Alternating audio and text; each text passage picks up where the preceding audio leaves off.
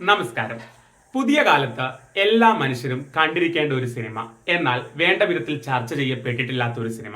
അത്തരം ഒരു സിനിമയെക്കുറിച്ച് സംസാരിക്കുകയാണ് ഈ വീഡിയോയിൽ. 2014 വേണു സംവിധാനം ചെയ്ത് ഉണ്ണിയാർ തിരക്കഥ എഴുതി മമ്മൂട്ടി, അപർണ ഗോപിനാഥ് തുടങ്ങിയവർ പ്രധാന കഥാപാത്രങ്ങളിൽ എത്തിയ സിനിമയായിരുന്നു മുന്നറിയിപ്പ്. Yes, warning. അതൊരു മുന്നറിയിപ്പായിരുന്നു. ഒരു സൈക്കോളജിക്കൽ ത്രില്ലറാണ് സിനിമ. തീർച്ചയായിട്ടും പുതിയ കാലഘട്ടത്തിൽ എല്ലാ മനുഷ്യന്മാരും ആ സിനിമ കണ്ട് ഉൾക്കൊണ്ടേ പറ്റൂ.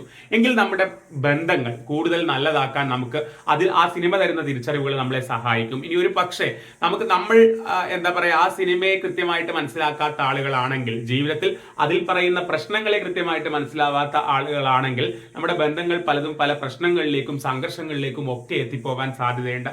ഞാൻ പറഞ്ഞ് സ്പോയിലർ ആക്കുന്നില്ല എന്നത് തന്നെയാണ് ഉദ്ദേശം. കാരണം എല്ലാവരും കാണട്ടെ, എല്ലാവരും അവരുടേതായ രീതിയിൽ ഈ സിനിമയെ മനസ്സിലാക്കട്ടെ, വിലയിരുത്തട്ടെ. ഗുണം മാത്രമേ അത് ചെയ്യൂ. അതുകൊണ്ട് തന്നെ പറഞ്ഞ് നശിപ്പിക്കുന്നില്ല. അപ്പൊ ഞാൻ പറഞ്ഞതുപോലെ മമ്മൂട്ടി, അപർണ ഗോപിനാഥാണ് ആക്ച്വലി ഒരു പ്രധാന കഥാപാത്രത്തെ അവതരിപ്പിക്കുന്നത്. അഞ്ജലി അറക്കൽ എന്ന് പറയുന്ന കഥാപാത്രം, മമ്മൂട്ടി CK രാഘവൻ എന്ന് പറയുന്ന കഥാപാത്രം, പൃഥ്വിരാജ് അതില് ഗസ്റ്റ് റോളിലൊക്കെ വരുന്നുണ്ട്. അപ്പോൾ ഈ സിനിമ ശരിക്കും നമ്മളെ സംബന്ധിച്ചിടത്തോളം കംഫർട്ട് സോൺ എന്നതിനെ കുറിച്ച് നമുക്ക് ഓരോരുത്തർക്കും ഒരു ചിന്തയുണ്ട്.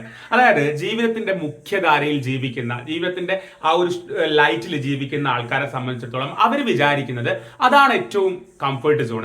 അതിലേക്ക് എത്താത്ത ആളുകളെല്ലാം എന്തോ ദുഃഖം അനുഭവിക്കുന്ന ആൾക്കാര്, കഷ്ടപ്പെടുന്ന ആൾക്കാര്, അങ്ങനെയൊക്കെയുള്ള ഒരു ധാരണയുണ്ടല്ലോ നമുക്ക് എല്ലാവർക്കും ഉണ്ട്. അതായത് ഞാൻ ഒരു നല്ല ജീവിതം ജീവിക്കുന്നു എന്ന് ഞാൻ വിശ്വസിക്കുന്നു. അപ്പോൾ അതിന് പുറത്തുള്ള ആളുകളെല്ലാം എന്തോ ദുഃഖിക്കുന്ന ആളുകളാണ്, എന്റേത് മാത്രമാണ് കംഫർട്ട് സോൺ, ഇതാണ് ലോകത്തെ ഒരേ ഒരു കംഫർട്ട് സോൺ എന്നൊക്കെ ഞാൻ ചിന്തിച്ചു കഴിഞ്ഞാൽ ഞാൻ എങ്ങനെ ആലോചിക്കാൻ തുടങ്ങും? അതെ, നല്ല മനുഷ്യനായ ഞാൻ മറ്റുള്ളവരെല്ലാം എന്റെ കംഫർട്ട് സോണിലേക്ക് എത്തിക്കാൻ നോക്കും. അതൊരു പക്ഷേ അപകടങ്ങളിലേക്ക് കൊണ്ടുപോയി ചാടിക്കുകയും ചെയ്യാം. പറഞ്ഞു വരുന്നത്, ഈ ലോകം എല്ലാവരുടെയും ലോകമാണ്. ഇത് എല്ലാവരുടെയും സ്പേസ് ആണ്. ഇവിടെ എനിക്കുള്ള എന്റെ കംഫർട്ട് സോൺ മാത്രമല്ല കംഫർട്ട് സോൺ. മറ്റൊരു വ്യക്തിയുടെ കംഫർട്ട് സോൺ ചിലപ്പോൾ വേറൊരു തരത്തിലുള്ളതായിരിക്കാം. ഒരു പക്ഷെ ഞാൻ ആഗ്രഹിക്കുന്ന സ്വാതന്ത്ര്യം വേറൊരു വ്യക്തി ആഗ്രഹിക്കുന്നുണ്ടാവില്ല.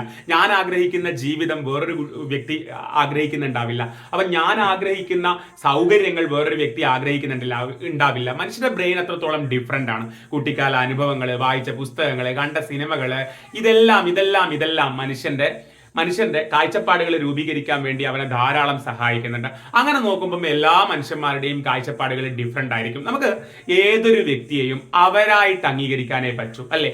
അതായത് നമ്മൾ കഴിക്കുന്ന ഭക്ഷണം, നമ്മളൊരു ഹോട്ടലിൽ ചെന്നിട്ട് ഒരിക്കലും നമുക്കിഷ്ടമുള്ള ഫുഡ് രണ്ടുപേർക്കും ഓർഡർ ചെയ്യുന്നതിനേക്കാൾ അപ്പുറത്തോട്ട് അവരുടെ ഇഷ്ടം ചോദിച്ച് അവർക്കും നമ്മുടെ ഇഷ്ടം ചോദിച്ച് നമുക്കും ഓർഡർ ചെയ്യാനേ പറ്റൂ. അത്രത്തോളം നമുക്ക് മറ്റൊരു മനുഷ്യനെ ഉൾക്കൊള്ളാനേ പറ്റൂ. അല്ലാതെ ഞാൻ പറഞ്ഞല്ലോ, ലോകത്ത് മൊത്തം ഒരേ കംഫർട്ട് സോൺ ആണെന്ന് വിചാരിച്ചിരിക്കുന്ന ആളുകളാണ് നമ്മുടെ സോണിലേക്ക് അവരെയും കൊണ്ടുവരാൻ ശ്രമിക്കുന്നത്. പക്ഷെ അവരുടെ കാഴ്ചപ്പാട് വേറെതായിരിക്കും. അത് വലിയ അപകടങ്ങളിലേക്ക് എത്തിക്കുകയും ചെയ്യും. അങ്ങനെയുള്ള കുറെ നല്ല ചിന്തകൾ, നമ്മൾ പഠിക്കേണ്ട കാര്യങ്ങൾ പറഞ്ഞു തരുന്ന സിനിമയാണിത്. തീർച്ചയായിട്ടും കാണണം കേട്ടോ. OTT-ൽ ഉണ്ട് പടം, പക്ഷെ യൂട്യൂബിലില്ല. തീർച്ചയായും അത് കാണുന്നതോടുകൂടി നിങ്ങൾക്ക് നമ്മുടെ ഉള്ളിലുള്ള ഒരു ടോക്സിക് മെന്റാലിറ്റി ഉണ്ടല്ലോ, നമ്മൾ വിചാരിക്കുക നമ്മൾ ഒരിക്കലും ടോക്സിക് അല്ല, കാരണം നമ്മൾ എല്ലാവരെയും സ്നേഹിക്കുന്നല്ലോ, മറ്റാരൊക്കെയോ ആണ് ടോക്സിക് എന്നാണ് നമ്മുടെ വിചാരം. എപ്പോഴും അങ്ങനെയാണ്. ടോക്സിസിറ്റി എന്നൊക്കെയുള്ള വാക്കിനെ കുറിച്ച് പഠിക്കുമ്പോൾ, വിഷലിപ്ത ചിന്താഗതി, പെരുമാറ്റത്തിനൊക്കെ കുറിച്ച് പഠിക്കുമ്പോൾ നമ്മളെ പ്രതിസ്ഥാനത്ത് കാണാറില്ല. വേറെ ആരൊക്കെയോ ടോക്സിക്, നമ്മളൊക്കെ വളരെ നല്ലവരെന്നുള്ളതാണ്. പക്ഷെ നമ്മുടെ ടോക്സിസിറ്റി നമുക്ക് മനസ്സിലാവില്ല എന്നുള്ളതാണ്. അത് വേറെ ആൾക്കാർക്കാണ് മനസ്സിലാവുക. അത്തരം കാര്യങ്ങളിലേക്കൊക്കെ കണ്ണ് തുറപ്പിക്കുന്നുണ്ട് പല സ്ഥലങ്ങളിലും ഈ സിനിമ. ഞാൻ കൂടുതൽ ആഴത്തിൽ പറയാത്തത്, സ്പോയിലർ ആയ പിന്നെ കാണാനുള്ള മൂഡ് പോകും. അത്രത്തോളം ഒരു ത്രില്ലർ ലൈനിലുള്ള, അല്ലെങ്കിൽ ആ ഒരു ത്രില്ലർ യോണറിലുള്ള ഒരു ഫിലിമാണ്. അപ്പൊ തീർച്ചയായിട്ടും അത് കണ്ടാൽ നിങ്ങൾക്ക് നല്ലത് തന്നെ വരും എന്നുള്ളതാണ്. കൂടുതൽ ഒന്നും പറയുന്നില്ല. ആളുകളെ മനസ്സിലാക്കാൻ, വ്യത്യസ്ത തരം ആൾക്കാരെ ഉൾക്കൊള്ളാൻ ഈ സിനിമ എല്ലാവരും കാണാം. വീണ്ടും കാണാം. താങ്ക്